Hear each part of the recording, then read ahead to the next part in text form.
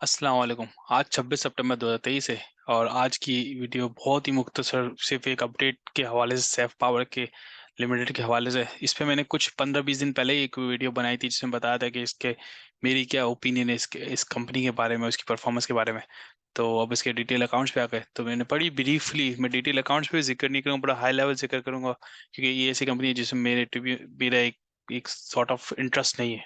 खासतौर पर power company की इस तरह की के सेक्टर की इस तरह की कंपनी जो कि बहुत साइज में छोटी है। चलें इस पे हम बात करते हैं आगे।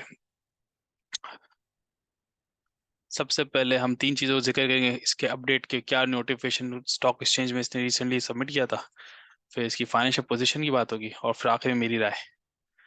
रीसेंट अपडेट की बात करें तो रिसेंटली इसने ईओजीएम इसकी 12 सितंबर को मेरे ख्याल में हुई थी और फिर इसने उस 11 सितंबर को हुई थी। फिर इसमें जिक्र किया था कि कोई इनकी एक इन्वेस्टमेंट है सैफ सीमेंट लिमिटेड, अब वो उसको सब बेच रहे हैं और इसका पैसा इसके पास आ जाएगा।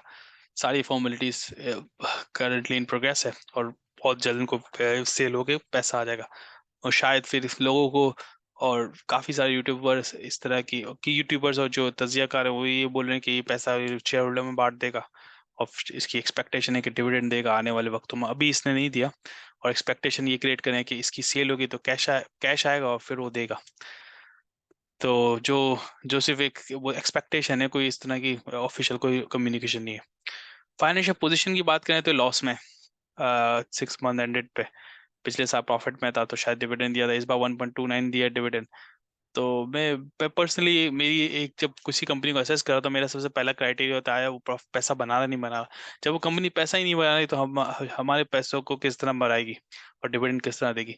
तो लॉन्ग टर्म पोजीशन के हवाले से मैं सिर्फ पावर में शायद कंसिडर ना करूं। इसकी एक तो वजह है, एक लॉस में चले गई और लॉस से प्रॉफिट में आते हुए टाइम लगेगा। दूसरी वजह है कंपनी पावर सेक्टर की बहुत छोटी कंपनी है, बहुत ज्यादा अदर ऑप्शंस हैं, हबको है, कैपको है, इस तरह की बहुत अदर ऑप्शंस है। तो ये कंपनी मेरे हिसाब से कोई इतनी अट्रैक्टिव नहीं है। प्राइस एक्शन की बात करें तो ये अपनी 52 वीक के ऑलमोस्ट लोएस्ट पे 17.5 सवा 17 पे खड़ी हुई है और 16.60 था लोएस्ट। और वॉल्यूम देखे तो 1,03,000 है वॉल्यूम। इस ये जो छोटा छोटा शहर होता है इसकी वॉल्यूम बहुत उसका वॉल्यूम ज्यादा होता है। तो ये 1,30,000 तो मेरे हिसाब से बहुत ही कम है। तो मैं समझता हूँ कि वॉल्यूम थोड़ा और ज्यादा होना चाहिए और तभी मुझे अट्रैक्टिव लगेगा। वॉल्यूम भी इसमें नहीं है, कंपनी लॉस मेकिंग भी है, कंपनी अपनी साइज में भी बहुत छोटी है। तो इस हिसाब से मैं नहीं समझता इस पे इन्वेस्ट करना चाहिए।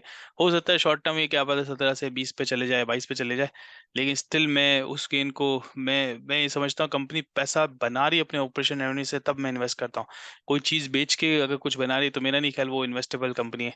फिलहाल मेरे हिसाब से मेरे व्यू में इन्वेस्टेबल नहीं है। बाकी दैट्स इट। आपकी कोई राय सजेशन लाजमी आप मुझे बताएं इंशाल्लाह और मैं इस पर जिक्र करूंगा। जिसने सब चैनल को सब्सक्राइब नहीं किया हुआ तो प्लीज़ सब्सक्राइब और लाइक कर दे। जज़ाकल्लाह। अस्सलाम वालेकुम।